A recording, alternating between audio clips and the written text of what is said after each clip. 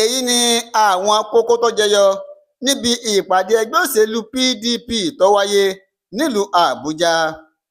Wike ní kò ní mọ́gbọ́n dání bí ẹgbẹ́ òṣèlú alátakò ní PDP tó bá lọ mú olùdíje sípò ààrẹ láti àríwá orílẹ̀-èdè yìí. Ẹgbẹ́ PDP wọ́n fẹ̀sùn kan ẹgbẹ́ òṣèlú APC tó ń ṣèjọba lọ́wọ́. Wọ́n ní wọ́n fẹ́ fi tìpátìkúùkù àti èrú sọ gbogbo Nàìjíríà di ẹgbẹ́ òṣèlú kan ṣoṣo. Èyí ni bí ìpàdé ọ̀hún bó ṣe lọ àti ohun tó ṣẹlẹ̀ níbẹ̀. Ẹgbẹ́ òṣèlú PDP ọlọ́bùrẹ́là fẹ̀rẹ̀gẹ̀dẹ̀ nílẹ̀ yìí ni wọ́n ti kéde pé gúúsù Nàìjíríà ni àwọn yóò ti yan olùdíje sípò ààrẹ lọ́dún 2027. Wọ́n kéde ọ̀rọ̀ náà níbi ìpàdé ìgbìmọ̀ aláṣẹ ẹgbẹ́ náà léyìí tó wáyé nílùú Àbújá lọ́jọ́ Ajé Monday ọjọ́ 25 oṣù kẹjọ ọdún 2025 tá a wà yìí. PDP ní tó jẹ́ ẹgbẹ́ alátakò kan gbòógì ní Nàìjíríà ni wọ́n ti ní kí nǹkan lè ṣẹnu re fún ẹgbẹ́ àwọn lọ́dún 2027. Báyìí o, gúúsù orílẹ̀-èdè yìí náà ni olùdíje sípò ààrẹ lọ́dún 2027 yóò ti wà.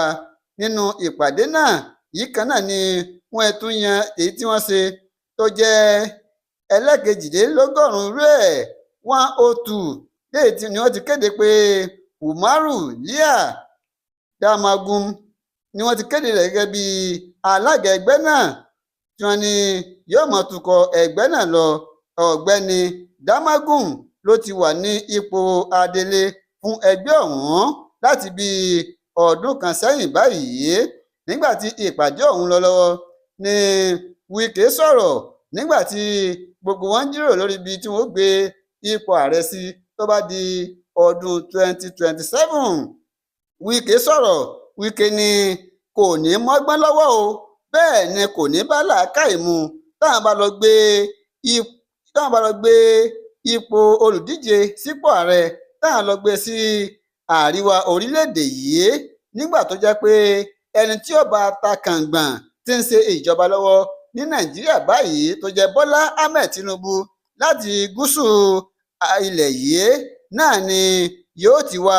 Fún ìdí eléyìí ẹ jẹ́ káwa náà mú èèyàn láti gúúsù kí wọ́n jọ ṣe kínni, kí wọ́n jọ figagbága, kí wọ́n jọ fa kínní ọ̀hún kó tó ra wọn.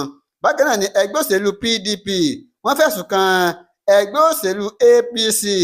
Wọ́n ní ẹgbẹ́ tí ń ṣèjọba lọ́wọ́ yìí ṣe ni wọ́n ń ṣe gbogbo ẹ̀, wọ́n ń ṣe pẹ̀lú tìpátìkúùkù àti èrú ni wọ́n ń ṣe báyìí o láti rí i pé orílẹ̀-èdè Nàìjíríà ó jẹ́ ẹgbẹ́ òṣèlú kan ṣoṣo. Wọ́n ní níbi àwọn ìbò àtúndì tí wọ́n dì tán yìí ó fi hàn gbangba wípé ẹgbẹ́ òṣèlú APC wọ́n fẹ́ fi tìpátìkúùkù mú gbogbo ọmọ Nàìjíríà tí wọ́n sì sọ wọ́n di ẹgbẹ́ òṣèlú kan péré ni. Nínú ìpàdé ọ̀hún ní ìgbìmọ̀ aláṣẹ PDP ni wọ́n ti dúpẹ́ lọ́wọ́ àwọn ìgbìmọ̀ àwọn gómìnà, ìgbìmọ̀ àwọn adarí, àwọn ọmọ ilé ìgbìmọ̀ asòfin àgbà l'Àbújá àti gbogbo ọmọ ẹgbẹ́ pátápátá. Wọ́n láwọn dúpẹ́ o, àwọn yìn wọ́n lọ́gọ ẹnu pẹ̀lú bí wọ́n ti jẹ́ kí ìpàdé NEC léyìí táwọn ṣe nílùú Àbújá yìí bí wọ́n ti jẹ́ kí kinní ọ̀hún kó kẹsẹ̀ járí. Ẹ ṣeun tẹ̀ ń darapọ̀ mọ́ Àtúntàrẹ Online TV.